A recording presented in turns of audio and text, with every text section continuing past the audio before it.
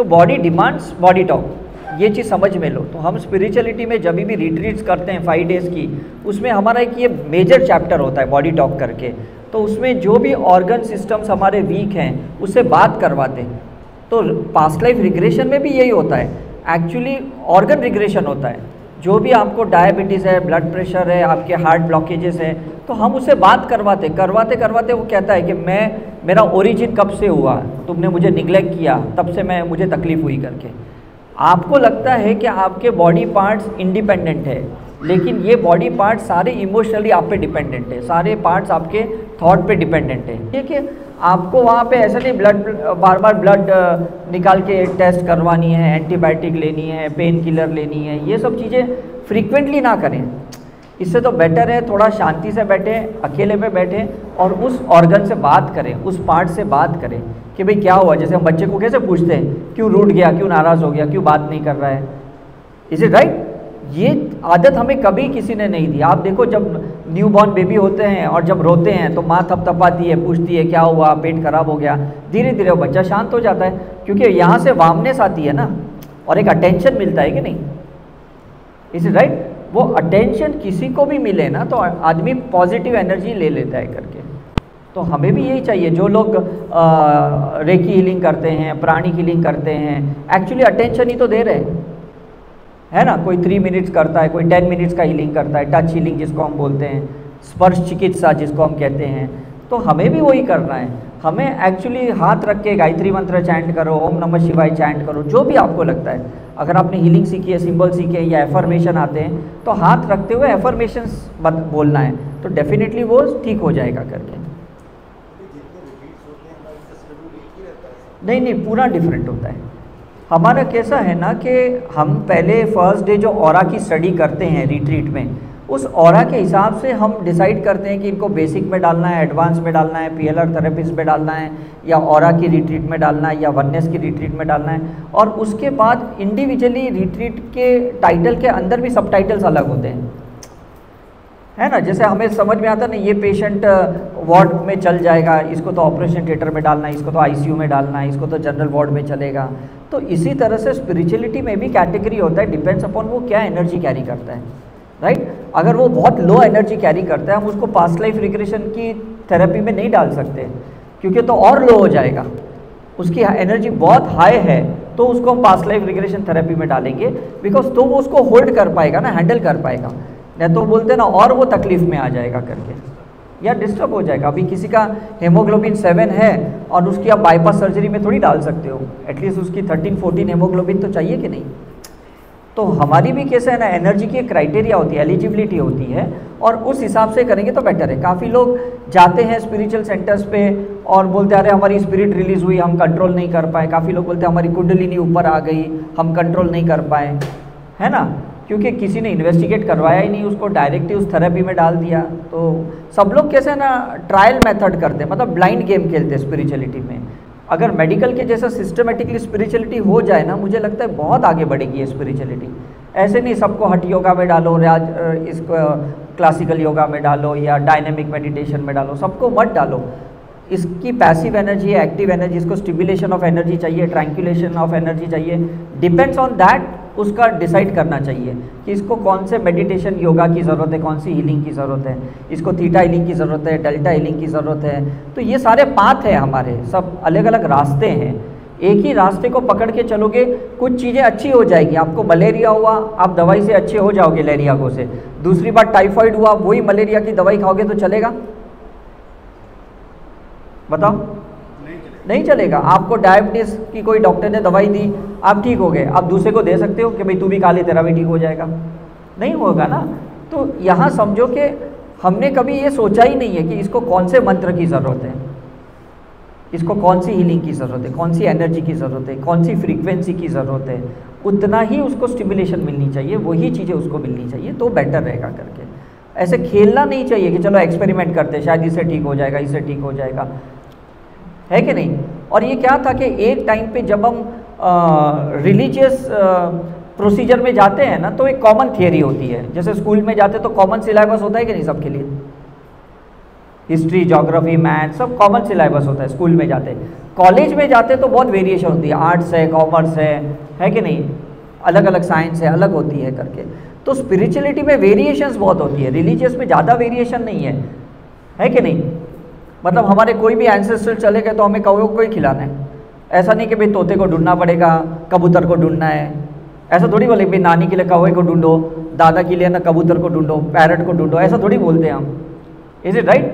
तो वो एक डिसिप्लिन है, वो एक रिलीजियस प्रोसीजर है, उसमें कॉमन थियरी चलती है। लेकिन एक टाइम के बाद जब सोल थियरी चलती है, जब सोल एक्सप्लोरेशन चलता है, तब कॉमन थियरी नहीं चलेगी यहाँ पे। Is it clear? 10 लोगों को काल सर्प दोष है तो रिलीजियस थियरी सेम है, नाग पूजा करो, नाग देवता को नमन करो, दैट इज कर्मकांड जिसको हम कहते हैं।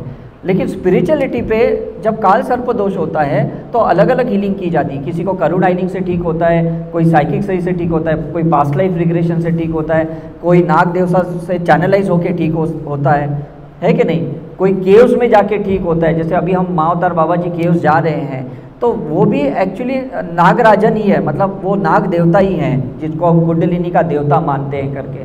तो डिपेंड्स अपॉन आपको कौन सी प्रोसीजर की ज़रूरत है, वो हम आपको सजेशन दे सकते हैं और वही चीज़ें करो। डायरेक्ट एक्सपेरिमेंट मत करो कि चलो ये भी ट्राई करते, ये भी ट्राई करते, ये भी ट्राई करते। काफ़ी लोगों का तो विश्वास ही उठ जाता है उस चक्कर में कि भाई हमने हिप्नोथेरेपी किया, हमें काम नहीं आई, हमने रेकी हीलिंग करवाई, हमें काम नहीं आई। But that was not your cup of tea, आपने ट्राई ही क्यों किया? Is it right? तो ये अभी एक टाइम आ गया है साइंस समझने का, और साइंस को समझते हुए आप स्पिरिचुअलिटी में जाइए। अनवांटेडली ये आप एक्सपेरिमेंट मत कीजिए करके। या सो ये हमारा एक सिंपल सा एक फ़ोटो है, ऑरा का फ़ोटो है, जहाँ पे हम लोग कैसा है ना, कलर थियरी पे गाइड करते हैं, कलर कोडिंग पे गाइड करते हैं हम लोग। तो जब भी हमारे लाइट कलर्स आते हैं, ग्रीन है, वाइट है, ब्लू है, पिंक है, गोल्डन येलो है, समझ लो हमें स्पिरिचुअल पाथ पे अब जाना चाहिए। समझ में आ रहा है? जहाँ हमारे डार्क एनर्जीज हैं, रेड है, ब्राउन है, ब्लैक है, ग्रे है, मतलब हमें कुछ रिलीजियस प्रोसीजर करनी पड़ेगी उसको थोड़ी ट्रैंक्विलाइज करने के लिए, और उसके बाद स्पिरिचुअल प्रोसीजर उसके बाद करनी पड़ेगी। राइट? क्योंकि जब नीचे के चक्रस हमारे वीक हैं, हार्ट चक्र के नीचे के चक्रस, एनर्जी सेंटर्स वीक होते हैं, तो डेफिनेटली कुछ रिलीजियस प्रोसीजर करनी ही पड़ती है, बिकॉज हमने कुछ कर्म ही ऐसे किए हैं। राइट? लेकिन एट द सेम टाइम अगर आप स्पिरिचुअल प्रोसीजर करोगे तो आप जल्दी ठीक हो जाओगे। सिर्फ आप पंडित को पैसे दे के ठीक नहीं हो सकते कि भाई मेरी काल सर्प दोष पूजा कराओ, मेरे राहु केतु की पूजा कराओ, मेरे मंगल दोष की पूजा कराओ। प्रॉब्लम नीचे के चक्र पे है। आप कुछ करवा सकते हो बाहर से, बट ये 30-40% ही काम करने वाला है। बाकी का जो 60-70% जो काम करेगा वो अपना सेल्फ रिग्रेशन से, सेल्फ रियलाइजेशन से, जाति स्मरण से, इन्हीं चीज़ों से ठीक होने वाला है, स्पिरिचुअल प्रोसीजर से ठीक होगा। Is it clear? तो समझ लो कि ये ऑरा में कैसा है ना, जो right side of the body of the aura है ना, ये पास्ट का ऑरा होता है, और जो सेंटर का है ना, ये प्रेजेंट का ऑरा होता है, और लेफ्ट का है ना, फ्यूचर का ऑरा होता है। तो हम ये देखते हैं कि पास्ट से आप प्रेजेंट में क्या पैटर्न लेके आए हो, और इस प्रेजेंट की पैटर्न चेंज नहीं करोगे तो फ्यूचर में भी पैटर्न तो वही रहेगी। हम बोलेंगे पहले भी बचपन में बहुत गुस्सा करता था, अब तो इतना बड़ा हो गया और आज भी गुस्सा कर रहे हैं। Is it right? हम बोलते हैं अरे इसके दादाजी भी बहुत गुस्सा करते थे, इसमें भी यही गुण आए करके, एंसेस्ट्रल पैटर्न आ गई है, जेनेटिकल पैटर्न्स आ गई है, तो कहीं तो पैटर्न ब्रेक करनी पड़ेगी कि नहीं। इसलिए हम तभी वूम रिग्रेशन करवाते हैं कि बच्चों को अगर कोई भी प्रॉब्लम है तो हम क्या करते हैं, हम उसमें रिग्रेशन का पार्ट क्लियर करते हैं, बिकॉज हम कर्मा चेक करते हैं कि इस बंदे के कौन से टाइप के कर्मा हैं। इसके मनी के कर्मा है तो मनी रिग्रेशन करेंगे, इसके अगर एंसेस्ट्रल प्रॉब्लम है तो वूम रिग्रेशन करेंगे, इसके पास्ट लाइफ का प्रॉब्लम है तो पास्ट लाइफ रिग्रेशन करेंगे, इसके प्रेजेंट लाइफ में किसी ने इसको अब्यूज़ किया है, किसी ने टॉर्चर किया है, किसी ने इसको बहुत परेशान किया है तो प्रेजेंट लाइफ रिग्रेशन करेंगे। अगर इसके लाइफ के बड़े बड़े प्रॉब्लम्स हैं, इसका मतलब उसने कोई गलत ही डिसीजन लिया लाइफ में आने के पहले, तो हम लाइफ बिटवीन लाइफ का प्रोसीजर करते हैं, वहाँ पे हम पोर्टल ओपन करके उसके कॉन्ट्रैक्ट्स चेंज करते हैं। समझ में आ रहा है कि नहीं? तो ऐसे बहुत सारे प्रोसीजर्स हैं जहाँ पे हम उसको गाइड करते हैं। फॉर एग्जांपल आज के दौर में ना मनी रिग्रेशन सबसे ज़्यादा नेसेसरी है सबको, क्योंकि पैसों का व्यवहार ही हमें नहीं पता, किसको कितने देने, किससे कितने लेने। Is it right? और हम कभी सोच भी नहीं सकते कि एक मोबाइल 20,000 का मिलता है, एक मोबाइल 1.5 लाख का मिलता है। हम समझ में नहीं आया ये मोबाइल में क्या फ़र्क है। Is it right? एक जूता हमें 200 रुपये को मिलता है, एक जूता 2,500 को मिलता है। तो समझ में नहीं आ रहा है कि इसका क्या फ़र्क होता है। कोई आदमी आपका छोटा काम करके बड़ा अमाउंट ले लेता है, कोई आदमी बड़ा काम करके ना छोटा अमाउंट लेता है। तो हमें समझ में नहीं आ रहा है कि किसको देना कितना है, किससे लेना कितना है। तो जब आप मनी रिग्रेशन करोगे ना, तो आपका राहु केतु चक्र ठीक हो जाएगा। किससे कितना लेना है, किसको कितना देना है, ये व्यवहार अगर आप सीख लिए ना, तो it's ultimate journey. Is it clear? जब मैं 98 में रेकी सीखा था, तो मेरे सर ने 2,500 रुपये चार्ज किए मुझे सिखाने के। तो मुझे लगा कि चलो अभी मैं भी हीलिंग करना शुरू कर दूं, बिकॉज मैंने सीखा है करके। तो मैंने 11 रुपये 21 रुपये लेना शुरू कर दिए। तो मेरे सर ने कहा, अरे तू बहुत कम चार्ज लेता है। मैंने कहा मुझे चैरिटी करना है, मुझे इसको प्रोफेशनली लेना नहीं है करके। और ऐसे करते करते मैंने 2 साल अच्छे से निकाले करके। और मेरे सर को मैं बार बार बुलाता था दिल्ली से मुंबई कि आप आ जाओ और इवेंट्स कंडक्ट करो, और अच्छे इवेंट्स कंडक्ट करते थे मेरे सर। लेकिन उनके जो चार्जेस थे ना, बहुत कम लोगों को अफोर्डिंग थे करके। तो मैं सोचता था इनको कैसे हेल्प करूं। फिर मैंने सोचा चलो हमारा एक ट्रस्ट था, लाइफलाइन मेडिकल रिसर्च ट्रस्ट था, उस ट्रस्ट में मैं 350 रुपये में उनको सिखाता था। तो मेरे सर थोड़े नाराज़ हो गए कि भाई तुम हमारे रेट्स को तुमने तोड़ा क्यों करके। मैंने कहा मुझसे रहा नहीं गया कि भाई लोगों को करूं क्या मैं, ना वो आपके पास सीख पा रहे हैं, ना वो मेडिकल ट्रीटमेंट से ठीक हो रहे हैं। तो अल्टीमेटली कुछ तो बीच का रास्ता निकलना चाहिए कि नहीं। Is it right? तो मैंने सोचा कि चलो ट्रस्ट के थ्रू सिखाएंगे 350 रुपीज़ में, तो शायद लोग ज़्यादा एफोर्डिंग होंगे और लोग सही में ज़्यादा सीखते थे और ठीक भी हो जाते थे। तो कहीं ना कहीं मुझे गिल्ट होता था कि मैंने ही अपने गुरु का अपमान किया। तो काफ़ी साल तक ये गिल्ट ना मेरे अंदर चलता रहा। समझ में आ रहा है? लेकिन जब मैंने करुणा रेकी सीखी, करुणा हीलिंग सीखी ना, तब मुझे समझ में आया कि हर एक का पैसे का व्यवहार अलग होता है। आप किसी से भी कंपेयर नहीं कर सकते। कोई आईफोन की कंपनी इतनी महंगी है तो उसका रिसर्च वैसा है ना। कोई चाइना वाला वो दाम पे बेच ही नहीं सकता है, उसने थोड़ी रिसर्च किया। उसके अंदर के सिलिकॉन डाइऑक्साइड के जो कंपोनेंट्स है वो इतने हाई क्वालिटी के थोड़ी है जो वो इतना रेट्स ले। Is it right? तो आज के टाइम पे समझ लो कि जहाँ पे जो आदमी डिमांड कर रहा है ना, उससे ज़्यादा बार्गिंग मत करो। आपको अगर परवड़ता है तो आप करवा लो, नहीं परवड़ता है तो सामने वाले को डाउन मत लेके आना। ये रिग्रेशन में मुझे बहुत अच्छे से समझ में आया। Is it right? मेरे पास जब पैसे नहीं थे तो मैं एकदम अनब्रांडेड चीज़ें लेता था, मुझे कोई फ़र्क नहीं पड़ता था। आज पैसे हैं तो मेरे पास ऑप्शन है कि मैं ब्रांडेड भी ले सकता हूँ करके। लेकिन ज़रूरी नहीं कि मैं है पैसे तो मैं ब्रांडेड ही लूँ, मैं कोई भी चीज़ कैसे भी खरीद सकता हूँ, है ना। मतलब ये जो रिग्रेशन का जो पार्ट है ना, ये आपको समझाता है कि अब आपको ऐसा ज़रूरी नहीं कि मनी है तो स्टेटस ही मेंटेन करना है लोगों को दिखाने के लिए कि भाई अब आप कमा रहे हो तो आप कुछ भी ये कर सकते हो करके। Is it right? तो प्लीज़ ये चीज़ समझिए करके कि सामने वाला जो डिमांड कर रहा है ना, वो कर्म क्लियरेंस करने का अमाउंट मांग रहा है, वो उस चीज़ का दाम नहीं मांग रहा है आपसे। Is it clear? हमारे एरिया में कुछ डॉक्टर्स हैं जो 50 रुपये में भी कंसल्टिंग चार्ज, और हमारे ही एरिया में कुछ ऐसे डॉक्टर हैं जो 2,000 रुपये भी चार्ज करते हैं। Is it right? तो शुरू में तो समझ में नहीं आ रहा था कि भाई इतना डिफरेंस कैसा है। जब मैं रामकृष्ण मिशन हॉस्पिटल में करता था 95 से 98, 10 रुपीज़ केस पेपर में ओपीडी चलती थी हमारी, और वही कंसल्टिंग डॉक्टर अपने प्राइवेट केबिन में 500 रुपये चार्ज करते थे, सेम डॉक्टर्स। राइट? तो काफ़ी लोग क्या करते थे कि भाई वो कंसल्टिंग में नहीं जाते थे, ये चैरिटेबल ओपीडीज़ में आते थे, मर्सिडीज़ में आते थे, BMW में आके लेते थे। लेकिन ये कर्म है, बिकॉज जब आपके पास पैसे हैं, जब आप कंसल्टिंग फीस दे सकते हो, तो अननेसेसरी जो बेचारे गरीब है उनकी लाइन में आपको क्यों खड़ा रहना है? जस्ट बिकॉज आपकी वो कंजूसी वाली माइंडसेट है, वो पैसे बचाने वाले माइंडसेट है, आप खर्च नहीं कर रहे हो। जब गॉड ने आपको दिया है, प्लीज स्पेंड दैट मनी। अब समझ में आ रहा है कि नहीं? उसको बचा के आपको क्या करने वाले? इससे तो बेटर है आपके पास एक्स्ट्रा मनी है तो किसको स्पॉन्सर करो, किसी की ट्रीटमेंट करो उसी पैसे से, किसी की चैरिटी करो। Is it clear? तो आपके वो कर्म क्लियर हो जाएंगे। आप उल्टा करते हो, चैरिटी तो करते नहीं हो, बस उनकी कतार में आप खड़े रह जाते हो 10 रुपये वाली लाइन में।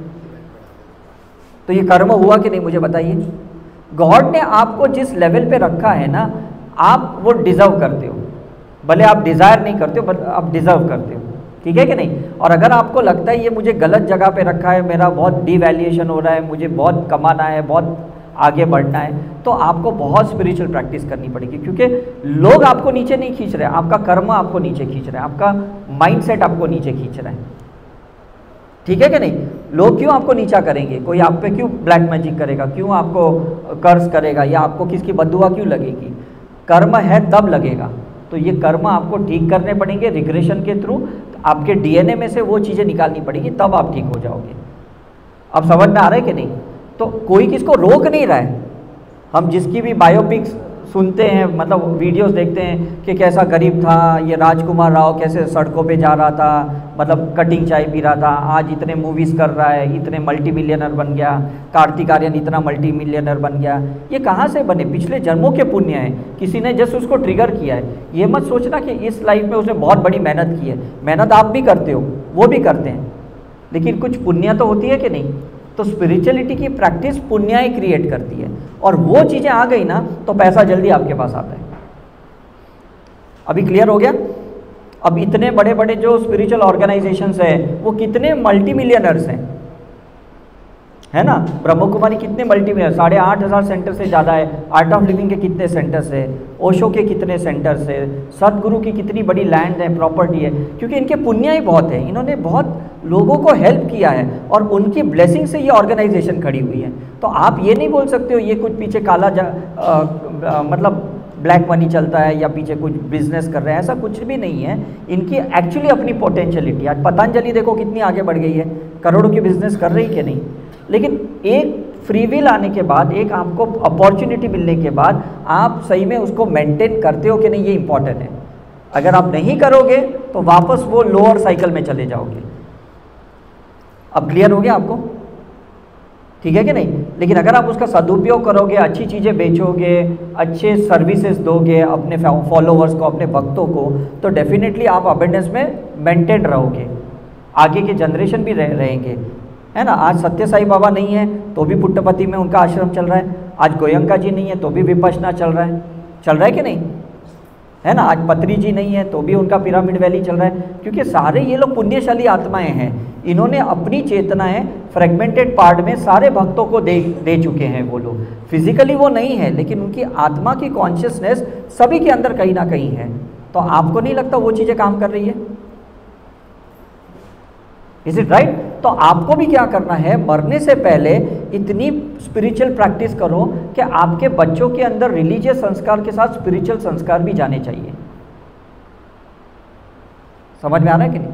सिर्फ ये नहीं बोलना है मैंने तुम्हारे लिए ये प्रॉपर्टी रखी है, ये एफडी रखी है, ये गोल्ड रखा है, ये घर मकान रखा है, सिर्फ ये नहीं बोलना है उनको ये है कि आपने उनके पीछे कितनी पॉजिटिव एनर्जी छोड़ के रखी है, कितनी ब्लेसिंग छोड़ के रखी है, कितनी गुडविल छोड़ के रखी है, जो हमारे पूर्वज करते थे। पता है पूर्वजों के पास कितनी गुडविल होती थी, पैसे नहीं होते थे उनके पास, गुडविल होती थी। वो कहते थे भाई ये मेरा भांजा आने वाला है, इसको तू संभाल लेना, तो लोग संभाल लेते थे, कि गुडविल रहती थी कि नहीं?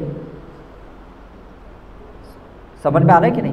तो हम क्या करते हैं ना, चीज़ों को, ऑब्जेक्ट को पकड़ने की कोशिश करते कि ये फ्यूचर में काम आए, पैसा काम आए, गोल्ड काम आए, एफडी काम आए, प्रॉपर्टी काम आए। हमें फ्यूचर के लिए ब्लेसिंग्स इकट्ठा करनी है, अकाउंट में एनर्जी की ब्लेसिंग करनी है, और वो आपके ऑरा में दिख जाती है कि ऊपर के चक्र अगर आपके एक्टिवेटेड नहीं है तो इसका मतलब आपके पास कोई पुण्य ही नहीं है, और पुण्य नहीं है तो भाग्य नहीं है। सिंपल कॉन्सेप्ट है। अगर आपके ऊपर के चक्रस पॉजिटिव नहीं है, इसका मतलब आपकी चेतना बहुत नीचे के चक्र पे है, आपके अंदर एनिमल इंस्टिंक्ट ज़्यादा है, आपके अंदर राग द्वेष क्रोध मोह माया ज़्यादा है, तो डेफिनेटली फिर आपका फ्यूचर तो वर्स्ट है, आपके बच्चों का तो उससे भी वर्स्ट है। हम देखते हैं ना बड़े बड़े जो मल्टी मिलियनर लोग हैं, उनके बच्चे ड्रग एडिक्टेड होते हैं, आउट ऑफ ट्रैक होते हैं, रेप करते हैं, क्राइम करते हैं। क्यों करते हैं? क्योंकि वो ब्लैक मनी से बच्चे बड़े हुए, वाइट मनी से नहीं हुए बच्चे बड़े। डिफरेंस समझ में आ रहा है आपको? और ये कॉन्सेप्ट तो हमको किसी से समझा ही नहीं। हमको क्या बोला, ज़्यादा पैसे कमाओ तो आप अपने बच्चों की अच्छी परवरिश कर पाओगे। ज़्यादा पैसे से परवरिश नहीं की जा सकती है, ज़्यादा ब्लेसिंग से अच्छी परवरिश की जा सकती है। ये तो हमें किसने डिफरेंस समझा ही नहीं। हमें बताया अच्छी डिग्री लो, अच्छा जॉब करो, अच्छे बिजनेस करो, ज़्यादा पैसे कमाओगे तो अच्छे कैम्ब्रिज बोर्ड में जाएंगे, ये बोर्ड में जाएंगे। Is it right? लेकिन ऐसा नहीं होता है। ये सारे बच्चे जो हम लोग 3-4 करोड़ रुपए दे के डॉक्टर्स MBBS बनाते हैं, ये पेशेंट को लूटेंगे कि नहीं, मुझे बताओ। क्योंकि माइंडसेट अपने क्या डाला है, तेरे पीछे कितने पैसे खर्च किए, तेरे पीछे पीछे कितने खर्च किए, वो कैसा इंजीनियर बनेगा, वो कैसा वकील बनेगा, कैसा सीए बनेगा, वो काला धंधा ही करेगा, फिर ब्लैक मनी के साथ ही वो प्ले करेगा, बिकॉज हमने उसका प्रोग्रामिंग ऐसे किया ना। तो हम ये मनी रिग्रेशन में सब वो चीज़ें निकालते हैं जो रॉन्ग बिलीफ है हमारे अंदर। Now is it clear? काफ़ी लोग मुझे पूछ ले कि आजकल हम लोग ऑनलाइन मनी रिग्रेशन क्यों ले रहे हैं, मुझे बोलते हैं सर हमें तो हेल्थ का प्रॉब्लम है, हमें तो रिलेशनशिप का प्रॉब्लम है, आपने मनी रिग्रेशन का क्यों लिंक डाल दिया। मैंने कहा पहले अपने कॉन्सेप्ट ठीक करो जहाँ से आपके 5 एलिमेंट्स एंटर हो रहे हैं अपनी लाइफ में, और वो 6 एलिमेंट के साथ आप अपना गलत ज़िंदगी व्यवहार जी रहे हो करके, ठीक है। तो ये पहला आपको ठीक करना है करके। अब उसके बाद यहाँ पे आप देखो कि हमारी जहाँ पे भी फेमिनिन और मस्कुलिन एनर्जी इम्बैलेंस्ड है ना, वहाँ पे हमें प्रॉब्लम आने ही वाले हैं। भगवान ने सबके अंदर ना एक राइट ब्रेन के अंदर क्रिएटिविटी डाल के रखी हुई है, हमने राइट ब्रेन को शट डाउन करके सिर्फ लेफ्ट ब्रेन से ही हम लोग सब जी रहे हैं। तो क्रिएटिविटी बाहर निकालनी पड़ेगी कि नहीं? आपके अंदर कुछ आर्ट है, म्यूज़िक है, डांस है, सिंगिंग क्वालिटीज़ है, कुछ खाने बनाने की क्वालिटीज़ है, जो भी क्वालिटीज़ आपके अंदर है उसको बाहर निकालो, फिर आपको स्ट्रगल नहीं करना पड़ेगा। Is it clear? तो जब भी हम वननेस की रिट्रीट करते हैं, शिव शक्ति की रिट्रीट करते हैं, हम राइट ब्रेन को बहुत एक्टिव करते हैं, बिकॉज पूरा टाइम इंसान लॉजिकली ही जीता है। वो उसने अपने राइट ब्रेन को शट डाउन करके रख दिया है। समझ में आ रहा है? क्योंकि वेस्टर्न एजुकेशन पूरा लेफ्ट ब्रेन का है कि नहीं?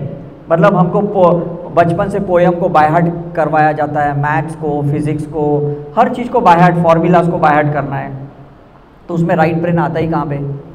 समझ है? तो ये ब्रेन है ना जहाँ सबकॉन्शियस माइंड से जुड़ा हुआ है, इसमें अगर क्रिएटिविटी एक्टिवेट हो गई तो आपके अंदर के सेल्स के अंदर ना एक वाइब्रोनिक्स क्रिएट हो जाएगी है। समझ में आ रहा है? तो प्लीज़ अपने राइट ब्रेन को एक्टिव कीजिए। तो जब हम पास्ट लाइफ रिग्रेशन करते हैं, हम पहले लेफ्ट ब्रेन को रिलैक्स करते हैं, राइट ब्रेन में जाते हैं, राइट ब्रेन के अनवांटेड इमोशंस, क्लटर्स को डिलीट करते हैं, हील करते हैं, और उसके बाद जो क्रिएटिविटी है उसको बाहर निकालते हैं, तो उसकी लाइफ बहुत अच्छी हो जाती है। इंसान आपकी वैल्यू कब करेगा? जब आपके अंदर कोई कला है तभी वैल्यू करेगा कि नहीं? पैसे तो सबके पास होते हैं, लेकिन कला जिसके पास होती है ना उसकी वैल्यू की जाती है ना। कि क्यों लोगों ने सचिन तेंदुलकर के ऊपर पिक्चर बनाई, MS धोनी के ऊपर पिक्चर बनाई, चमकीला के ऊपर पिक्चर बनाई, क्यों बनाई? कुछ अंदर क्वालिटी यूनिक थी कि नहीं उनके अंदर? Is it right? और किसी के अंदर नहीं थी वो क्वालिटीज़, है ना। वो 12th फेल बच्चे के ऊपर भी पिक्चर बनाई, है ना। क्यों बनाई? क्योंकि उसके अंदर की जो एक काबिलियत थी, जो पोटेंशियलिटी थी, जो टैलेंट था, वो बाहर निकाला उसने, लेकिन किसी ने उसको एक्नॉलेज ही नहीं किया। Is it right? लेकिन जैसे अब हम ने उसकी मूवी देखी तो हमें समझ में आया कि उसकी कितनी मतलब संघर्ष थे, कितनी मेहनत की उसने अपने राइट ब्रेन के अंदर की क्वालिटी को निकाल के एजुकेशन लिया करके। तो प्लीज़ अपने बच्चों को भी ना ज़्यादा लेफ्ट ब्रेन में मत रखो, उनके राइट ब्रेन को, उनकी फेमिनाइन एनर्जी को एक्टिवेट करो, सिर्फ मस्कुलाइन एनर्जी को एक्टिवेट मत करो। हम तो आजकल महिलाओं को, लड़कियों के भी ना मस्कुलाइन एनर्जी को एक्टिवेट करके टॉम बॉय बना देते हैं उनको। Is it right? बेटा बेटा बेटा बेटा बुला के, बेटी बुलाने में क्या शर्म है? मुझे बताओ। हम बचपन से बोलते हैं मेरा बेटा आया, बेटा आया, है ना। तो जब हम वूम रिग्रेशन करते हैं तो पता चलता है 2 बार एबॉर्शन किया, 3 बार एबॉर्शन किया। जब डॉक्टर ने बोला कि भाई अभी भी लड़की है तो हमने उसको अंदर के अंदर मार दिया। और फिर जब सही में एक लड़की बॉर्न होती है तो उसके अंदर सारी मस्कुलिन एनर्जीज हम डाल देते हैं कि ये लड़कों वाला काम करें, क्योंकि हमें समाज में दिखाना है मेरी लड़की कुछ कम नहीं है, लड़कों से कम नहीं है। और सही में लड़की फिर वही करती है, कॉर्पोरेट जॉब करती है, बहुत हाई एजुकेशन लेती है, घर का काम कभी नहीं करेगी, क्रिएटिव का काम कभी नहीं करेगी। तो आपको नहीं लगता ये सब इम्बैलेंस्ड है? ब्रेकअप्स होते हैं, डिवोर्सेस होते हैं, रिलेशनशिप नहीं चलते, क्योंकि जो फेमिनाइन एनर्जी नहीं है। और एक ही घर में अगर कपल दोनों मस्कुलिन एनर्जी के साथ जी रहे तो आपको नहीं लगता ईगो क्लैश होगा? सोच के देखिए आप। मतलब कोई भी लड़का कब किस लड़की से शादी करेगा ये सोच के कि उसको वो फेमिनिन एनर्जी मिलेगी जो मदर से, सिस्टर से मिल रही थी या दादी नानी से मिल रही थी, और उसको अगर नहीं मिलती है तो वो लड़का कितना रिलेशनशिप को कंटिन्यू करेगा? Is it right? और लड़की भी खुद मस्कुलिन एनर्जी में है, उसको लगता है ये लड़का कैसे डोमिनेट कर रहा है, मैं तो खुद भी कमा रही हूँ, मैं खुद इंडिपेंडेंट हूँ, मैं क्यों झुक के रहूँ, मैं क्यों इसकी बात सुनूँ, मैं क्यों घर वालों की सेवा करूँ। ये कल्चर देखो कहाँ चला गया। हम कितनी भी सनातन धर्म की बात करें, लेकिन स्पिरिचुअल एनर्जी में जब तक आप करेक्शन नहीं करोगे ना, सिर्फ धर्म के नाम का झंडा लेके घूमना ये बड़ी बात नहीं है। परिवर्तन लाना इंपॉर्टेंट है, ट्रांसफॉर्मेशन लाना इंपॉर्टेंट है। Is it true? है कि नहीं? वो सांस्कृतिक परंपराएं जो पहले थी कि जो राइट है वो राइट ब्रेन में है, जो लेफ्ट में है वो लेफ्ट में है, जो लड़कियां जिसमें जो क्वालिटी अप्रिशिएट करो उसकी वैल्यू करो, है ना, और जो मस्कुलिन एनर्जी की क्वालिटी है उसको अप्रिशिएट करो, उसमें कंपैरिजन नहीं करना है। समझ में कि नहीं? अगर कोई अगर अच्छा खाना बनाता है और बहुत क्रिएटिव आर्ट वर्क है, फिर वो लड़की बनाए लड़का बनाए, क्या फ़र्क पड़ता है? कोई फ़र्क थोड़ी पड़ता है। हम बोलेंगे अरे लड़का हो के तू क्या खाना बना रहे, तो लड़कियों का काम है कि नहीं? हम बचपन से ही ऐसे बोलते हैं। कोई लड़का रोता है तो बोलते हैं क्या लड़कियों जैसा रो रहा है, मतलब थप्पा ही मार, तुझे रोना नहीं है। तो पूरी ज़िंदगी लड़का कभी रोता ही नहीं है। हम जब रिग्रेशन करते तो फूट फूट के रोता है, क्योंकि बचपन से उसको ये मतलब एंकरिंग किया गया ना कि तुझे रोना नहीं है, क्या लड़कियों जैसा रो रहा है। Is it right? सो आप देखो, आपके जो भी अभी प्रॉब्लम्स है ना, वो एक्चुअली वो प्रॉब्लम नहीं है जो आप समझ रहे हो। इसके पीछे का जो कॉज है ना, ये एनर्जी का इम्बैलेंस्ड है। तो जब हम वननेस के कॉन्सेप्ट सिखाते हैं कि आपको सुषुम्ना नाड़ी के साथ रहना है, चंद्र सूर्य नाड़ी के साथ नहीं रहना है, ईडा पिंगला के साथ नहीं ज़्यादा रहना है, तो आदमी जब बैलेंस में रहना सीख जाता है ना, उसके प्रॉब्लम तो ऐसे ही सॉल्व हो जाते हैं। Is it okay? तो भगवान ने अगर मेल बॉडी दी है और उसमें अगर राइट ब्रेन दिया है तो उसमें एक्टिवेट रहने दो। ऐसा नहीं जबरदस्ती तू मेल है तो तुझे लेफ्ट ब्रेन से ही जीना है, कोई ऐसा ज़रूरी नहीं है ना। संजीव कपूर ने कितने अच्छे नाम कमाए खाना बना के, खाना खजाना देखो। Is it right? तो it's all depends upon the life between life. क्या आपने चॉइस करी है तो उस चॉइस को सप्रेस मत करो। सामने की डिमांड के वजह से ना, जो हम अपनी अंदर सप्रेशन क्रिएट करते हैं ना, उसके वजह से हार्मोनल इम्बैलेंस्ड होते हैं। उसके वजह से हमें फाइब्रॉइड सिस्ट वगैरह स्टोन सब चीज़ें होती है, क्योंकि चीज़ें दबाते हैं हम अपने अंदर। तो पास्ट लाइफ रिग्रेशन में हम वो सारी दबाई हुई चीज़ों को बाहर निकालते हैं। Is it clear? और वो धीरे धीरे निकलती है, पिलिंग से निकलती है। अब एक चीज़ सिंपल है, हमको समझना कैसा है। लोग मुझे पूछते हैं हमें समझना कैसा है कि हमारे अंदर गलतियाँ क्या है। Is it right? ये बहुत कॉमन क्वेश्चन है, मुझे काफ़ी लोग पूछते हैं। मैं कहता हूँ एक ही सिंपल चीज़, जो इतने बड़े स्पिरिचुअल ऑर्गेनाइजेशंस होते हैं या रिलीजियस ऑर्गेनाइजेशन होते हैं, वो एक ही बात कहते हैं, सांसों के ऊपर ध्यान दो। कहते कि नहीं? फोकस ऑन योर ब्रेथ कहते कि नहीं? चाहे आँख खुली रख के मेडिटेशन करो या बंद रख के करो, वो कहते हैं सांसों के ऊपर ध्यान दो। क्योंकि सांस ये कहती है आपका सूर्य नाड़ी एक्टिवेट है, चंद्र नाड़ी एक्टिवेटेड है, ये आपको एहसास दिलाती है करके। ज़्यादा किसी भी नाड़ी के साथ जुड़े रहोगे तो आप मोनोटोनस बन जाओगे। आपको शिफ्ट करने को आनी चाहिए। मैं अगर मंदिर में जाके घंटी बजाता हूँ, मेरा राइट ब्रेन एक्टिवेट, मेरी चंद्र नाड़ी एक्टिवेट होनी चाहिए। मैं ड्राइव करता हूँ तो मेरी लेफ्ट ब्रेन एक्टिवेट चाहिए, मेरे सूर्य नाड़ी एक्टिवेट चाहिए। Is it clear? शिफ्ट होने को आना चाहिए कि नहीं इंसान को, राइट? अगर मैं मंदिर में जाके लेफ्ट ब्रेन यूज़ करता हूँ, लॉजिक यूज़ करता हूँ, भगवान तो दिख नहीं रही है, तो पत्थर की मूर्ति है, मैं क्यों घंटी बजाऊँ, क्यों आरती करूँ, तो मेरे भाव ही नहीं आएंगे। और भाव नहीं आएंगे तो मुझे ब्लेसिंग भी कहाँ से मिलेगी ढंग की? समझ में आ रहा है कि नहीं? और गाड़ी चलाते वक्त अगर मैं इमोशनल हो गया तो 2-3 गाड़ियों को तो मैं भेज ही दूंगा कहीं ना कहीं। Is it right? इसलिए औरतें गाड़ियाँ नहीं चला पाते, क्योंकि वो राइट ब्रेन से ज़्यादा जीते हैं, वो इमोशनल ज़्यादा होती है, उनको टाइम डिस्टेंस कैलकुलेशंस थोड़े कम होते हैं, लेफ्ट ब्रेन से कम जीते वो लोग। समझ में आ रहा है? लेकिन जो लोग क्रिएटिव होते हैं वो दोनों माइंड को यूज़ करना सीख लेते हैं, दोनों नाड़ियों को यूज़। इसके लिए ब्रेथ को ऑब्जर्व करो कंटिन्यूसली। खाना खाते वक्त ऑब्जर्व करो, चलते वक्त अपने ब्रेथ को ऑब्जर्व करो, पढ़ाई करते वक्त ऑब्जर्व करो। हर एक्टिविटी में ब्रेथ कॉन्शियसनेस इंसान को होना चाहिए। Is it clear? क्योंकि सांसें बताएगी कि आप ज़्यादा किस चीज़ से जुड़े हुए हो। आप कितनी बार हमारे पास ऑरा कराओगे? 3 महीने में कराओगे, 6 महीने में कराओगे, रोज़ थोड़ी आप अपना ऑरा कराओगे हमारे पास। Is it right? तो बेटर क्या है ना, आप अपनी सांसों के साथ सेंसिटाइज्ड हो जाइए, लोगों के साथ सेंसिटाइज मत हो जाइए कि इसके वजह से मुझे गुस्सा आ रहा है, इसके वजह से मुझे डर लगता है, इसके वजह से मुझे इरिटेशन हो रहा है। मतलब आपकी सेंसिटिविटी दूसरों के साथ जुड़ गई है, तो आपकी सांसों के साथ डिसकनेक्शन हो गया कि नहीं आपको? समझ में आ रहा है? तो जितना भी एक्स्ट्रा टाइम मिला, अभी मैं 2 घंटा फ्लाइट में था मुंबई से दिल्ली, मैंने आंखें बंद करके ना सिर्फ सांसों के ऊपर ध्यान दिया। बिकॉज बगल में कौन बैठा है, क्या कर रहा है, मुझे क्या लेना देना है ना। बेस्ट टाइम है कि नहीं खुद के साथ स्पेंड करने का, राइट। तो जितना एक्स्ट्रा टाइम मिलता है, क्यों किसके स्टेटस में जाना, चैट में जाना, किसके फेसबुक पे जाना, इंस्टा पे जाना, क्यों, क्या ज़रूरत है? आप अपने ब्रेथ के साथ कनेक्ट हो जाइए ना। लोगों से कनेक्ट होकर आपको क्या मिलने वाला है? कुछ मिलेगा? कुछ भी तो नहीं मिलेगा। तो प्लीज़ ब्रेथ के साथ ज़्यादा, इसलिए हमें ना ब्रेथ एनकोडिंग करके एक मेडिटेशन सिखाते हैं रिट्रीट में।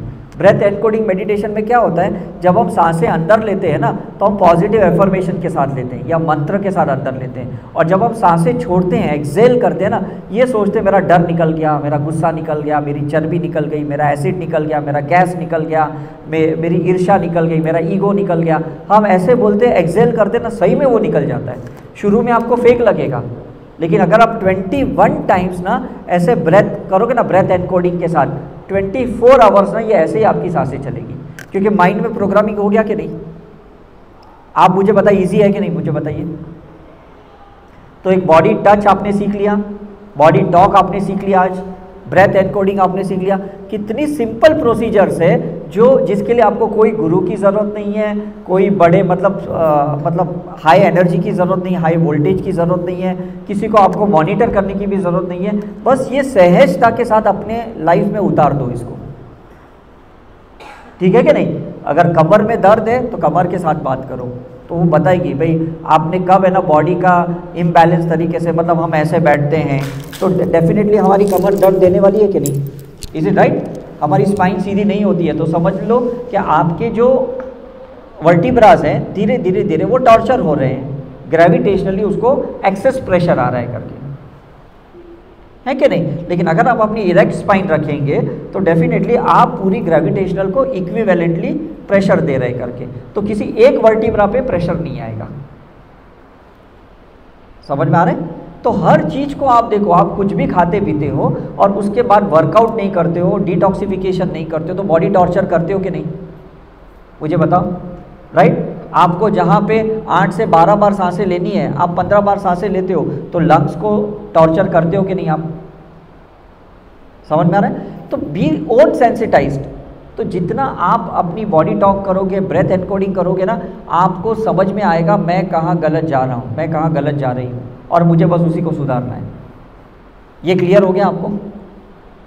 इतना क्लियर हो गया? मतलब अब गलती कहाँ पता चलेगी, मैं आपको समझा रहा हूँ। गलती आपके शब्दों की पता चलेगी कि मैं कहाँ अपनी वाणी में गलत हूँ, मैं कहाँ अपने भाव में गलत हूँ, मैं कहाँ अपने एक्शन में गलत हूँ, ये आपको पता चलेगा। So this is the spiritual path. Spiritual path के लिए ऐसा नहीं है कि कोई बड़ी मतलब क्रिया करनी है, कोई बड़ी शक्तिपात करवानी है, कोई बड़े गुरु पंडित के पास गुरुकुल में जाके 6 महीने रहने। That is not spiritual path. Spiritual path का मतलब हमारी डे टू डे लाइफ में हम कितने सोल के साथ कनेक्टेड है, दैट इज स्पिरिचुअल पाथ।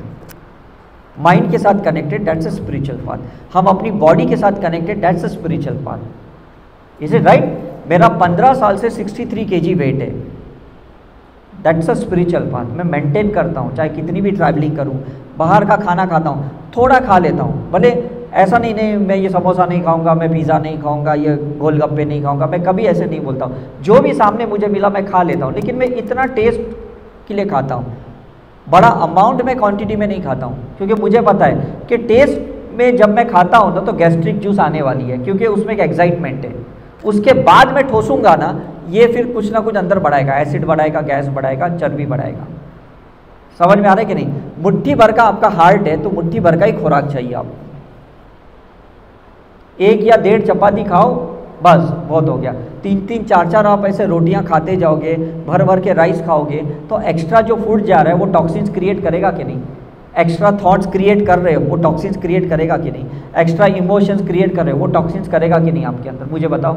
तो जो चीज़ें आप एक्सेसिवली अंदर क्रिएट कर रहे हो, तो वो आप सोचो आप भर कहाँ रहे हो? कहाँ भर रहे हो? शरीर में ही तो भर रहे हो कि नहीं? Is it right? अब इसके लिए एक सिंपल मैं आपको दूसरा एक सॉल्यूशन देता हूँ। एक तो मैंने आपको ब्रेथ का सॉल्यूशन दिया, ये क्लियर हो गया आपको? सांसों के ऊपर ज़्यादा ध्यान देना है, थोड़ा भी ध्यान भटक जाए ना विचारों में, वापस सांसों पे ध्यान देना है। थोड़ा यहाँ वहाँ ध्यान चला जाए टीवी में, मतलब इंस्टा पे, इधर उधर, वापस सांसों पे ध्यान देना। ये एक फॉर्मूला हमें समझ में आ गया। अब मैं आपको एक अल्टीमेट फॉर्मूला देता हूँ, that is channelizing to the master. Channelizing to the master का एक कॉन्सेप्ट बहुत क्लियर है। हमारी जो आत्मा है ना, ये अपनी हायर सेल्फ किसी ना किसी परमात्मा से जुड़ी हुई है। इतना मानते हो कि नहीं? अगर आपके मोबाइल के अंदर एयरटेल है, वोडाफोन है, जियो का है, मतलब कोई तो सिम है तभी नेटवर्क पकड़ रहा है कि नहीं, तो आपकी भी आत्मा किसी तो परमात्मा की कॉन्शियसनेस से जुड़ी रहेगी कि नहीं? Is it right? अब हम कहते हैं कि 33 करोड़ देवी देवता हैं। 33 करोड़ देवी देवता नहीं है, 33 करोड़ कॉन्शियसनेस है जिसके साथ हमारी तार जुड़ी रहती है, नेटवर्क जुड़ा रहता है। आपको फाइंड आउट क्या करना है कि मेरी कॉन्शियसनेस किसके साथ जुड़ी है। मैंने भी ये फाइंड आउट किया बहुत मेडिटेशन करते करते कि मेरी फेमिनाइन एनर्जी जो है ना, वो काली माँ के साथ कॉन्शियसनेस से जुड़ी है, और मेरी जो मस्कुलाइन एनर्जी है ना, वो साईं बाबा के साथ मेरी जुड़ी है। तो मैं ऐसे नहीं सोचूंगा मैं जैन धर्म का इंसान हूँ, मतलब जैन रिलीजन में बर्थ दिया तो मेरी तो महावीर से ही होनी चाहिए। आपको फाइंड आउट करना पड़ेगा कि आपका हायर सेल्फ है ना, आपकी आत्मा किसके साथ जुड़ी हुई है, और उनको ज़्यादा वर्शिप करोगे ना तो आपका नेटवर्क बहुत स्ट्रांग रहेगा। Is it clear? यस, वो बहुत इजी है। देखो फील होगा कि नहीं, उसका फोटो सामने आएगा, अट्रैक्शन सामने आएगा। मतलब मैं देखता था कि जब मैंने ये प्रोसीजर की थी 2001 में, मैंने ये प्रोसीजर की थी 23 साल पहले, तो धीरे धीरे रिक्शा के पीछे साईं बाबा दिखते थे, काली माँ की फ़ोटो दिखती थी। समझ में आ रहा है कि नहीं? इनर कॉलिंग लगती थी कि भाई मैं कलकत्ता जाऊँ, दुर्गा पूजा अटेंड करूँ, ये करूँ। तो मेरे घर वाले बोलते क्या पागल है, अरे जैन तीर्थ पे जा, पालीताना जा, समेत शिखर जा, गिरनार जा, ये कहाँ जा रहा है तू, शिरडी क्यों बार बार जा रहा है। लेकिन मुझे समझ में आया कि हर लाइफ में ना, हम लाइफ बिटवीन लाइफ जो भी डिसाइड करते हैं कि मुझे ये करना है, उस हिसाब से आपको एक कॉन्शियसनेस दी जाती है ना। जैसे अगर आपने सोचा कि आपको अगर सीए करना है तो आपको कोई साइंस में डालेगा, किस में डालेगा? आपको कॉमर्स में डालेगा कि नहीं? समझ में आ रहा है कि नहीं? अगर आपने सोचा मुझे डॉक्टर बनना है तो कोई आपको आर्ट्स में डालेगा? नहीं डालेगा। तो लाइफ बिटवीन लाइफ जो हमने सोचा है कि मुझे आने वाली लाइफ में ये लेसन सीखने, ये सबक सीखने हैं, तो उसके लिए जो भी कॉन्शियसनेस रहेगी ना, उससे आपको कनेक्ट करवाएंगे कि ये कॉन्शियसनेस ही आपको हेल्प करेगी। यही गाइड, जैसे मैंने life between life past life में सोचा था कि मुझे है ना वननेस में आना है, ये मैंने सोचा था। अब जन्म मेरा जैन धर्म में हुआ, लेकिन कनेक्शन मेरा साईं से हुआ वननेस के वजह से। समझ में आ रहा है कि नहीं? तो मुझे स्ट्रेंथ चाहिए थी, प्रोटेक्शन चाहिए थी, बिकॉज हर लाइफ में मैंने देखा मैं थोड़ा कमज़ोर था, मुझे प्रोटेक्शन नहीं मिला था। तो इस लाइफ में मुझे काली माँ का प्रोटेक्शन मिला कि कोई मेरे पे कुछ भी करे, एक माँ का प्रोटेक्शन मेरे साथ है, तो वो प्रोटेक्शन मुझे हेल्प कर रहा है। मैं इतने लोगों को हील करता हूँ, एट्यून करता हूँ, इतने लोगों के साथ रिट्रीट करता हूँ, तो मुझे कोई नेगेटिव इफेक्ट नहीं आता। इतनी स्पिरिट रिलीज़ करता हूँ, बैक टू बैक इतने इवेंट करता हूँ। अब परसों मैं अहमदाबाद था और कल बॉम्बे था, आज मैं इधर हूँ।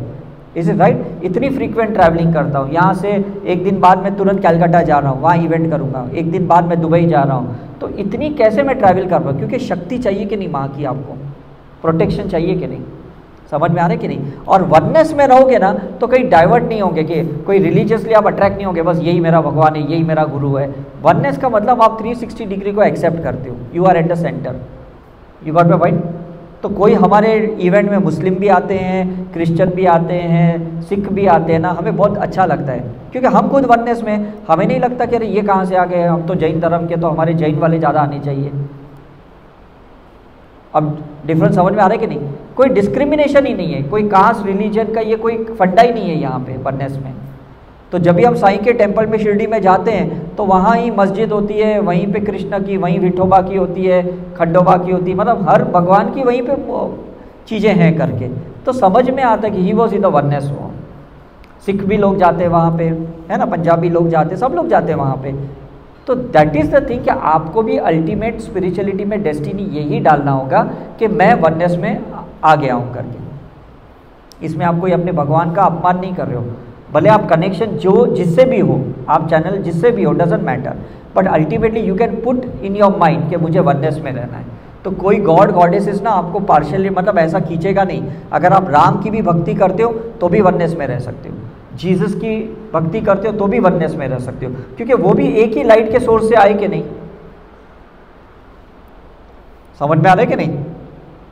तो यही मैं कह रहा हूँ आपको कि आपको डालना क्या है आपके डेस्टिनी में कि मुझे वननेस में रहना है। तो आपकी सूर्य नाड़ी चंद्र नाड़ी बैलेंस रहेगी, आप मेल फीमेल का, जेंडर का कोई डिस्क्रिमिनेशन नहीं करोगे, अमीर गरीब का नहीं करोगे, इज इट राइट? ये जॉब कर रहा है, ये बिजनेस कर रहा है, इसका डिस्क्रिमिनेशन नहीं करोगे, ये पढ़ा लिखा है, ये अनपढ़ है, ये नहीं करोगे, ये मतलब रास्ते पे रह रहा है, वो बंगले में रह रहा है, ये भी आपको कोई फ़र्क नहीं पड़ेगा। That is the oneness concept. Is it clear? आपके अंदर बीमारियां जो है, आपकी लाइफ में जो प्रॉब्लम है ना, वो आपको इस डेस्टिनी पे लाना चाहते हैं, लेकिन आप अपने प्रॉब्लम को पकड़ के बैठे हो, मुझे प्रॉब्लम सॉल्व करना है। प्रॉब्लम सॉल्व नहीं करना है, प्रॉब्लम के पीछे जो कॉज है ना उसको सॉल्व करना है, जो कारण है उसको निकालना है। और कारण या तो आप मेडिटेशन करो, जैसे बुद्धा महावीर ने किया, सेल्फ रियलाइजेशन, जाति स्मरण किया, या तो ऑरा कराओ, या तो पास्ट लाइफ रिग्रेशन कराओ, ऐसे कोई हायर प्रोसीजर करो जिससे आपको पता चले कि भाई मेरा कारण क्या है इसके पीछे। भगवान को कोई आपको तकलीफ देके कोई कुछ मिलने थोड़ी वाला है, समझ में आ रहा है कि नहीं? लेकिन कारण जानना पड़ेगा। इसलिए पूरे भगवत गीता में कृष्ण भगवान ने हर मोमेंट में ना कारण बताने के लिए पिछले जन्म में लेके गए कि पिछले उस जन्म में तुम्हारा ऐसा था, पिछले वो जन्म में तुम्हारा ऐसा था, इसलिए ये जन्म में तुम्हारा ऐसा है। मतलब पास्ट लाइफ रिग्रेशन होती है, मतलब पास्ट लाइफ होती है लोगों की। Is it right? आज कितनी चीज़ें हम इजीली कर लेते कि नहीं, और कितनी चीज़ें हम कर ही नहीं पाते। क्यों इजीली कर पाते? क्योंकि पास्ट लाइफ में किया होगा तभी हम इजीली कर पाते। और इस जन्म में कुछ चीज़ें बहुत डिफिकल्ट हो रही है क्योंकि पास्ट लाइफ में कभी नहीं किया था, हम इस लाइफ में पहली बार कर रहे हैं, तो संघर्ष तो होगा कि नहीं? डिफिकल्ट होगा कि नहीं, मुझे बताओ। Is it right? तो यहाँ पे स्पिरिचुअल प्रैक्टिस की ज़रूरत है, जहाँ पे आप संघर्ष कर रहे हो, स्ट्रगल कर रहे हो, पैसे कमाने के लिए स्ट्रगल कर रहे हो, रिलेशनशिप कमाने में स्ट्रगल कर रहे हो, हेल्थ कमाने में स्ट्रगल कर रहे हो, वहाँ पे आपको स्पिरिचुअल प्रैक्टिस की ज़रूरत है, जहाँ पे आप बहुत कमज़ोर हो। Now concept is clear?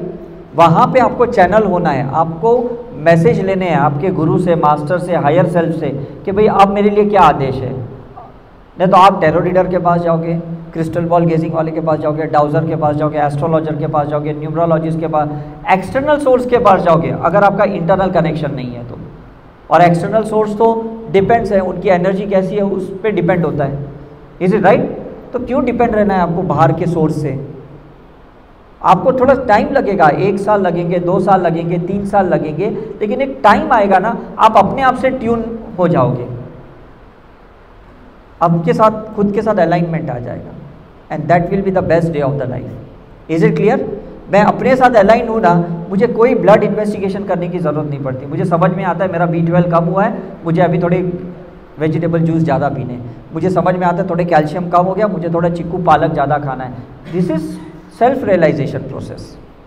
मतलब मैं अपनी बॉडी केमिस्ट्री को भी ना विदाउट इन्वेस्टिगेशन समझ सकता हूँ। Is it right? आपको हर बार बाहर जाके चेक कराने की ज़रूरत नहीं है, मेरा क्या प्रॉब्लम है, मेरा क्या प्रॉब्लम है, मेरा क्यों प्रॉब्लम है, ये कराने की ज़रूरत नहीं है। भगवान ने आपको सब कुछ दिया गया है, लेकिन आपका सिर्फ कनेक्शन ही नहीं रहे। Is it right? तो जो भी आपको अंदर से लगता है मुझे ये मेडिटेशन करना है, आप बेफिक्र से करो। मुझे ये ऑर्गेनाइजेशन में जाना है, आप चले जाओ। आप ये मत सोचो कि मैं उधर क्यों जाऊँ, मेरे तो फैमिली में कोई नहीं गया और लोग क्या पागल बोलेंगे, यहाँ तो कोई जाता है क्या। आपके अंदर का जो हार्ट आपको आंसर दे रहा है ना, वो सोल का आंसर है, हार्ट पे डाउट मत करो। समझ में आ रहा है? जो भी आपको अंदर से लग रहा है, लोगों के लिए वियर्ड रहेगा because it's your soul journey, that's your spiritual path.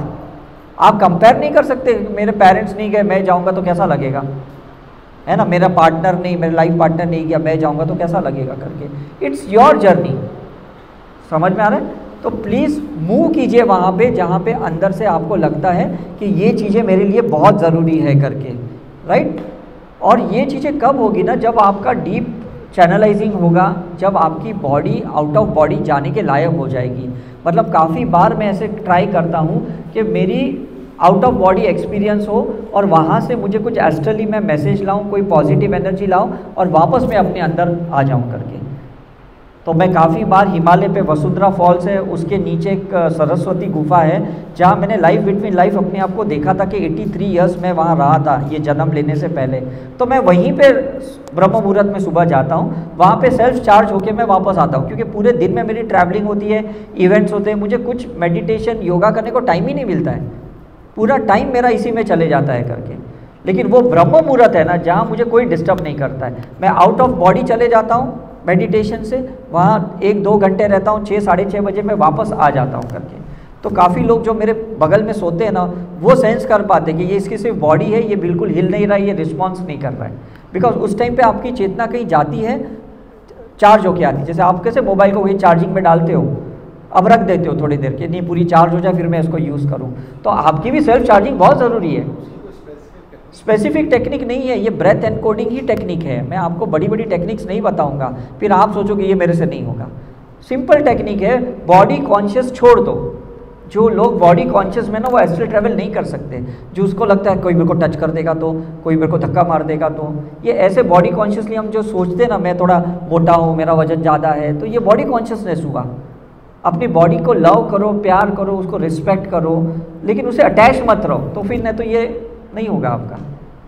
समझ में कि नहीं? फिट रहो, लेकिन ऐसा नहीं है कि भाई पूरा टाइम बस बॉडी के लिए डंबल्स लेके उठाओ, ये करो, मस्कुलर बनाओ, बाइसेप बनाओ, ट्राइसेप बनाओ, ये सब चीज़ें मत करो आप।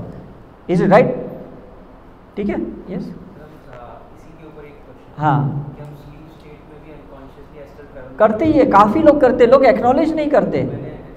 एग्जिट काफ़ी लोगों ने किया है, मैं कहता हूँ ना, मैं बचपन में भी हमने किया है, लेकिन हमें क्या सोचता था, हम घर पे बोलते बता रहे तू पागल है, बोलते नहीं मुझे परी मिली, ये मिली, एंजल्स मिले, बोलते पागल है, ऐसा कोई नहीं मिलता, सो जा। मतलब हम हनुमान जी से बात करते, शिव जी से बात करते, ऐसा काफ़ी बचपन में हमने किया है, लेकिन वो चीज़ें ना हमारे पेरेंट्स ने ख़त्म कर दी हमारे अंदर।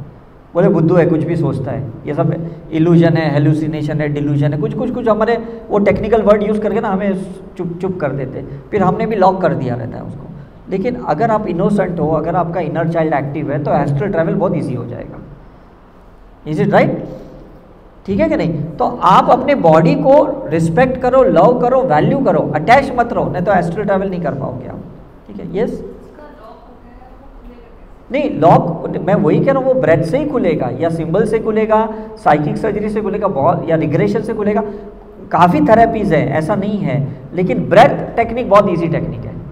सांसों के ऊपर ध्यान देते जाओ, ध्यान देते जाओ, ध्यान देते जाओ खुद के ऊपर, तो डेफिनेटली फिर धीरे धीरे वो लॉक खुल जाएगा। क्योंकि लॉक एंकरिंग यही है, हमारे 72 एरियाज ब्रेन में यही लॉक किया गया है। Is right? यही अनलॉक होगा, ये अनलॉक हो गया तो बस आप फ्री हो जाओगे। कुछ लोग केव्स में जाके अनलॉक करते हैं, कुछ लोग हिमालय पे पहाड़ों पे केदारनाथ जाते करते हैं, कोई लोग कैलाश पे जाते हैं, कुछ लोग वैष्णो देवी जाते हैं, और वहाँ जब अगर हाई पोटेंशियल एनर्जी पे कोई संकल्प करोगे ना, तो लॉक खुल जाता है आपका, है ना। नॉर्मली क्या है ना, हम मैनिफेस्टेशन के लिए ना नारियल चढ़ाते हैं, धागे बांधते हैं, तावीज बांधते हैं मैनिफेस्टेशन के लिए। मैं कहता हूँ उसके लिए कभी ये मत करो प्रोसीजर। लॉक खोलने के लिए ये सब मन्नतें करो, फास्टिंग करो, संकल्प करो, क्योंकि आपको स्पिरिचुअल जर्नी हेल्प करने वाली है, मैनिफेस्टेशन हेल्प नहीं करने वाला है। कोई चीज़ अचीव कर भी लोगे, ये तो टेम्पररी है ना, आपका परमानेंट थोड़ी आपका कुछ अचीवमेंट है। तो मैंने जितने भी संकल्प अपनी लाइफ में किए हैं ना, मैंने स्पिरिचुअल संकल्प किए। जब मैं 2014 में पहली बार महाअवतार बाबा जी केव्स गया ना, मैंने ये संकल्प किया कि इस जगह पे मुझे इतना मज़ा आया, 1 घंटा 20 मिनट में मेडिटेशन में हनुमान जी के साथ बैठा, मैं काफ़ी लोगों को यहाँ लेके आऊँगा। और तब से लेके कंटिन्यूस हमारी वहाँ पे रिट्रीट हो रही है। पहली बार जब गंगा तट पे ऋषिकेश में मैं बैठा, मैंने पैर गंगा माँ में डुबाए, मैंने कहा मैं काफ़ी लोग को यहाँ लेके आऊँगा। उसके बाद से 100 के ऊपर से ज़्यादा हमने रिट्रीट कर लिए, रेसिडेंशियल रिट्रीट कर लिए। तो संकल्प वो करो कि जो चीज़ें अच्छी मिल रही है सबको मिले, वो मैनिफेस्टेशन होना चाहिए जिसमें यूनिवर्स है, जिसमें ह्यूमैनिटी है, जिसमें ह्यूमन सर्विस है। Is it clear? तो जब मैंने पॉडकास्ट भी दिया था, ऑल ऑफ सडन दिया था, उज्जैन से मैं आया था, महाकाल के यहाँ से बॉम्बे आया था, और मुझे किसी ने बोला कि भाई आपको पॉडकास्ट में जाना है, तो मैंने कहा ठीक है चले जाऊँगा। मुझे पता नहीं था वो कौन थे वाले और कौन लेने वाला है, क्या पूछने वाले हैं, क्योंकि उसके एक दिन बाद वृंदावन में हमारी रिट्रीट होने वाली थी, तो मेरे पास सिर्फ 24 आवर्स का गैप था। मैंने बोला कहाँ उसको फ़ोन करके पूछूँ तुम कौन हो, क्यों मुझे बुला रहे हो। तो वहाँ जाने के बाद मुझे समझ में आ गया कि भाई इनको अभी इतनी नॉलेज नहीं है स्पिरिचुअलिटी के, लेकिन वो उसको वॉल्यूम बढ़ाना चाहते हैं, तो मुझे पास्ट लाइफ रिग्रेशन के सब्जेक्ट के बारे में पूछ लिया। अब वो ऐसा होता है ना, कोई चीज़ के आप बहुत एक्सपर्ट हो और किसने आपकी तार छेड़ ली, तो आप करोगे कि नहीं? अगर आप कुकिंग में एक्सपर्ट हो और आपको बहुत अच्छा लगता है और मैं आपको बोलूँगा अरे यार मुझे बहुत भूख लगी है, आप 2-4 डिशें बना लोगे, बिकॉज आपको अच्छा लगता है बनाने में, है ना। आप थोड़ी सोचोगे तो बाहर से आदमी है, मैं इसके लिए क्यों बनाऊँ। आपको उसके लिए एक चाहत है कि नहीं? तो मुझे भी वो लोगों ने छेड़ दिया इतने साल से, मैं भी सोया पड़ा था पास्ट लाइफ रिग्रेशन सब्जेक्ट को, ज़्यादा मैं छेड़ नहीं रहा था, लेकिन वो पॉडकास्ट ने छेड़ लिया। मैं समझ लिया महाकाल की इच्छा है, भैरव चाहते हैं कि अब ये सब्जेक्ट को मैं बाहर निकालूं करके। Is it right? क्योंकि बहुत सी बीमारियां ना मेडिकली सॉल्व नहीं कर पाते हम, लेकिन ये रिग्रेशन से बहुत इजीली सॉल्व हो जाता है, मैंने देखा है।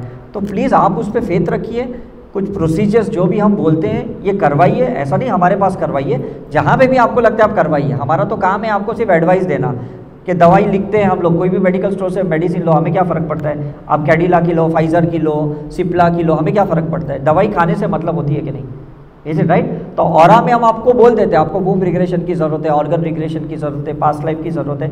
जहाँ आपको लगे कोई मेरा फ्रेंड कर रहा है, कोई मेरी टीचर कर रही है, कोई मेरी रेकी मास्टर कर रही है, तो उससे करवा लो, बस आपको ठीक होना है कैसे भी करके, ठीक है कि नहीं। तो मुझे लगता है कि ये सब्जेक्ट आपको शायद समझ में आ गया है कि हमारे कितने इम्पॉर्टेंट है। एक बहुत बड़ा मिथ वेस्टर्न कॉन्सेप्ट क्या होता है ना, ट्विन फ्लेम का और सोलमेट का, ये कॉन्सेप्ट बहुत है आजकल हम देखते हैं ना। कोई पूछता है मेरा ट्विन फ्लेम कौन है, मेरा सोलमेट कौन है, और इस चक्कर में ना काफ़ी तांत्रिक साधनाएं होती हैं, लड़के लड़कियों को ढूंढते हैं, बहुत सारी चीज़ें होती है करके।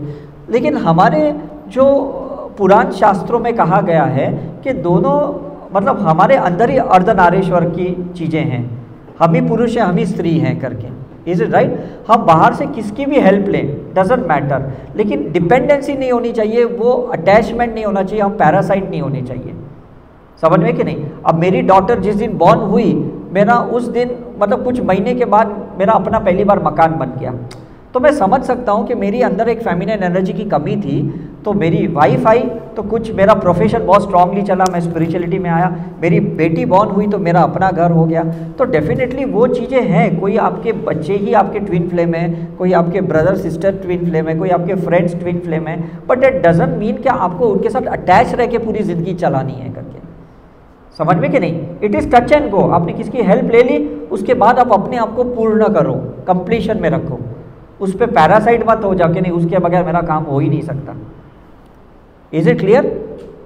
नहीं तो लोग क्या पूरी ज़िंदगी नहीं ये मेरा ट्विन फ्लेम है, वो हस्बैंड को छोड़ते, वो वाइफ को छोड़ देते, वो सोलमेट के पास चले जाते, ट्विन फ्लेम के पास चले, ऐसा नहीं है। वो एक मूवमेंट का है आपको, जैसे हमारे यहाँ पे कैसे एक नव दुर्गा माँ का एक कल्चर है करके, है ना, 51 शक्तिपीठ है करके, तो वो भी एक्चुअली हमारा एक ट्विन फ्लेम ही है कि कहीं पे जाते हैं और कोई हमारा वो पार्ट कमज़ोर है तो वहाँ शक्तिपीठ में जाते ही हमारा वो पार्ट स्ट्रांग हो जाता है।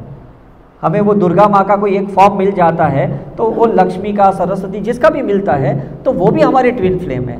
तो हम फिजिकल ट्विन फ्लेम को ना ढूंढें, एनर्जी के ट्विन फ्लेम को ढूंढें। हम कॉन्सेप्ट समझ रहे ना यहाँ पे आप, ठीक है कि नहीं।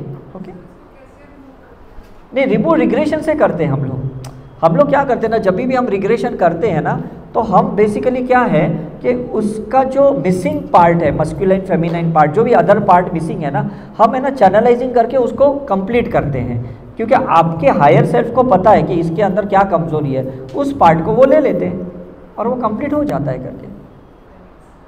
नहीं, रीज़न सिंपल है ना, मैं यही कहता हूँ कि अगर मनी का एक पुण्य होता है तो मनी का एक कर्म भी होता है कि कोई लाइफ में हमने जिन लोगों से पैसे लिए होंगे और जो भी कर्जा हमने मतलब उनसे लिए और हमने वापस नहीं दिए, तो इस लाइफ में बस हम चुकाते ही जा रहे हैं। हमें मनी का कोई 1 रुपये का कॉइन रहता है ना, 1 रुपये का कॉइन हाथ में लेके ना आप रोज़ फॉरगिवनेस सीख करो, या मदर अर्थ के साथ बात करते हुए माफ़ी मांगो कि मैंने पैसों के कनेक्टेड या फेमिनिन एनर्जी के साथ जो भी गलतियां की है ना, क्योंकि money is a feminine energy.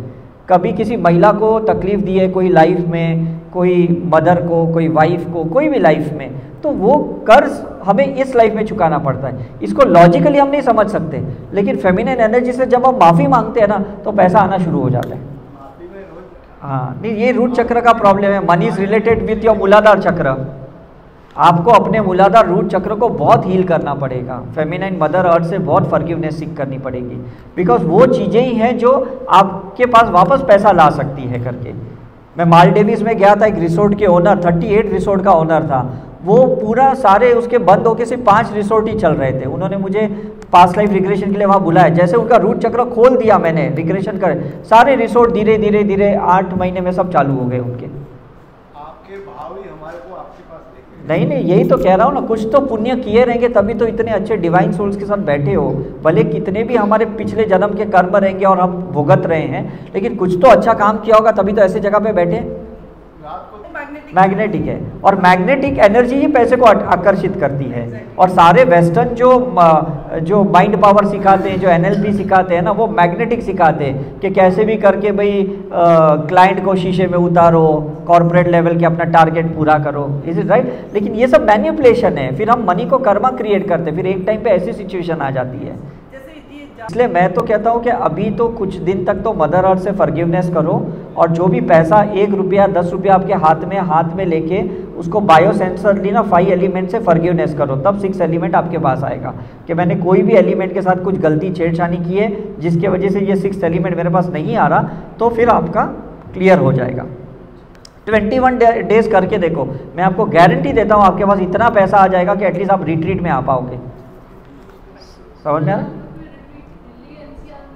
हम लोग सिटीज़ में नहीं करते, हम बॉम्बे में भी नहीं करते, हमें है ना बहुत एक जैसे हम वृंदावन करते हैं, है ना, बिकॉज हमें ऐसी जगह चाहिए जहाँ ऊपर वाली की कुदरत की नैसर्गिक एनर्जीज हो। बॉम्बे में भी नहीं करते इतने साल से हम, बैंगलोर में करते, लेकिन मैं तो बहुत कम जाता हूँ बैंगलोर में, बिकॉज फिर या तो जैसे अभी हमने पौंडीचेरी किया, तिरुवन्नमलाई वहाँ पे किया, ऐसे जगह पे जाते जहाँ पे आप लोगों को ना ट्रांसफॉर्मेशन ईजी हो, क्योंकि आपको रिजल्ट चाहिए। रिजल्ट आपको सिटीज़ में नहीं मिलती है, रिजल्ट वहाँ मिलेगी जहाँ पे नेचर है आपके साथ। नहीं पॉसिबल क्यों नहीं है? जैसे आजकल जो IT इंजीनियर्स हैं ना, इनको अगर आप अपना एक ईमेल ID दे दो, है ना, पासवर्ड दे दो, ये बता देंगे भाई आपका अकाउंट कब खुला था, आपने कौन से कितने ईमेल किसको किए हैं, क्या अटैचमेंट आपने भेजे हैं, क्या भेजे, आपका फ़ोटो गैलरी, ये वो कॉन्टैक्ट डिटेल सब निकालेंगे। हम बोलेंगे ना हमने तो 2 ही चीज़ इसको दी है, क्योंकि ये चीज़ें ना आकाशिक रिकॉर्ड में सब कुछ है, आपके DNA में सब कुछ है, सिर्फ अंदर जाने वाला, ऊपर जाने वाला चाहिए, या तो अंदर जाने वाला DNA में चाहिए या तो ऊपर जाने वाला चाहिए। नहीं डीपली नहीं है, उसके लिए ना डेल्टा हीलिंग की ज़रूरत है। जो हम करुणा कर्म सोल DNA हीलिंग सिखाते हैं ना, वो डेल्टा लेवल की है। मैंने भी वो सिंपल कॉन्सेप्ट सीखा और वही प्रैक्टिस करते करते मैंने उसको रीएक्टिवेट किया। कोई बड़ा साधना वगैरह मैंने ऐसी कोई की नहीं है करके, और आप में से कोई भी सीख के कर सकता है, उसको कोई बड़ा ये नहीं है। 5 लाख लोगों ने सीखा है अब तक, और आराम से करते लोग अपनी प्रैक्टिस अच्छे से कर लेते हैं। अभी भी अहमदाबाद में हमारे 61 मेंबर्स थे और हर एक का हमने पास्ट लाइफ रिग्रेशन किया, बहुत अच्छे से चले गए, बिकॉज जो थेरेपिस्ट थे वो हमारे ही तैयार किए हुए थेरेपिस्ट थे, और वही अपने पार्टिसिपेंट स्टूडेंट्स को वो लेके गए करके। नहीं था, लेकिन हम लोग कैसे है ना, कोई चीज़ को इमोशनली नहीं लेते ना, तो वो पास्ट लाइफ में आता ही नहीं है।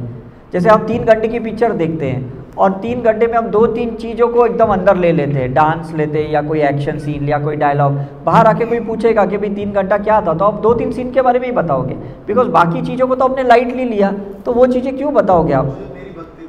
हाँ, बस वही चीज़ें दिखी जो आपने भक्ति की थी, जो शिव जी से कनेक्शन था।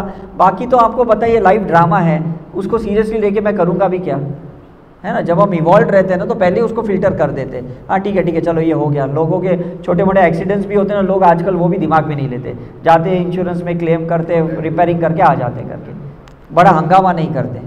नहीं, वो अचीव इसलिए करते ना क्योंकि वो ट्रांसेंडेंटल सोल होते हैं, वो उनकी कॉन्शियसनेस यहाँ पे आई होती है। तो यहाँ से लेके यहाँ जो इनफाइनाइट सोल लेवल की जर्नी होती है ना, उसमें ये चीज़ें बहुत ईजीली हो जाती है करके।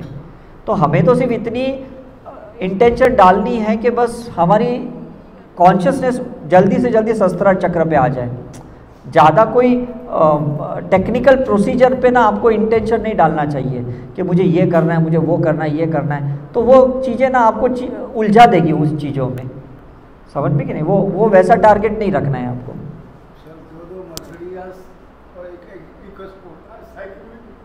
नहीं, वो तो देखो जो पोलैरिटी है, ड्यूअलिटी है लाइफ की, आपको एक्सट्रीम के एक्सपीरियंसेस देते हैं कि नहीं। अब आपके ही दिल्ली में देखो क्या टेम्परेचर कभी 55 पे पहुंचता है, और आपके ही दिल्ली में देखो किधर 5-10 पे भी पहुंच जाता है ठंड में।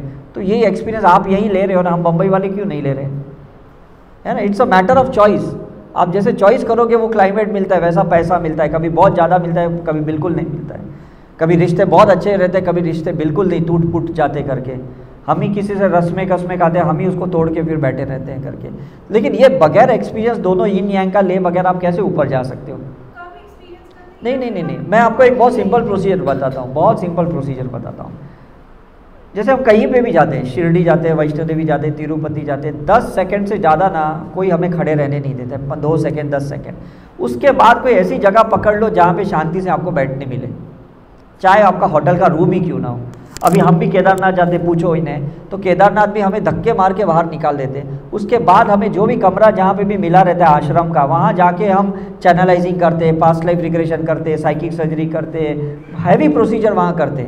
बस एक दिया जला दिया और प्रोसीजर करना शुरू कर दिया। ऐसे नहीं कि मंदिर में जाके ही हम सब करें, यही हमारा गलत है करके, क्योंकि पूरी सिटी में है ना, अभी 50 से 100 किलोमीटर तक उनका ऑरा फैला हुआ रहता है। उस दायके में कुछ भी करो ना, कौन आपको रोक टोक रहा है करके, है ना। अब ये गंगा आरती करते हैं तो भी हमको तुरंत लोग धक्के मार के बाहर निकालते, गंगा स्नान करते तो भी निकाल देते। लेकिन उसके बाद अपने कमरे में जाके ना शांति से वो सारी प्रोसीजर करो जो आपको करनी है ना, कोई डिस्टर्ब नहीं करेगा आपको। पर्दा हटाओ कि क्या मेरा ऐसे ठीक होगा, नहीं हो जाएगा, साइकिक सही से ठीक हो जाएगा। नहीं, कुछ ऑपरेट नहीं करना। मैं यही कह रहा हूँ कि हमें अगर ये दिमाग में समझ लिया कि दुनिया का कोई भी इलाज गॉड कर सकता है, स्पिरिचुअल थेरेपी कर सकती है, बस हमें सिर्फ उस टेक्निकल थेरेपी को सीख के करना है। नहीं, डॉक्टर कहते हैं कि नहीं, ये तो आप बात करिए उनसे, सर्जरी वाले। नहीं, डॉक्टर अपनी जगह सही है। देखो, हर आदमी, मैंने कहा ना, कोई गलत नहीं है, अलग है। हर एक की अपनी थ्योरी होती है और वो अपनी थ्योरी के हिसाब से वो सही है, वो आपको सही गाइडेंस दे रहे, कोई भटका नहीं रहे, कोई झूठ नहीं बोल रहे। लेकिन वो अपनी लिमिटेशन ही नहीं समझ रहे। मैंने भी 3 साल मेडिकल प्रैक्टिस करी, मुझे लिमिटेशन पता चली और मैं अनकंफर्टेबल हो गया कि इन अर्ध सत्य से मैं पूरी ज़िंदगी कैसे चलाऊं और लोगों को भी कैसे मैं मतलब भ्रम में रखूं, क्या इसे होगा या इसे बिल्कुल नहीं होगा। तो लोग कैसा है ना, भगवान मतलब डॉक्टर को भगवान मानते हैं। For example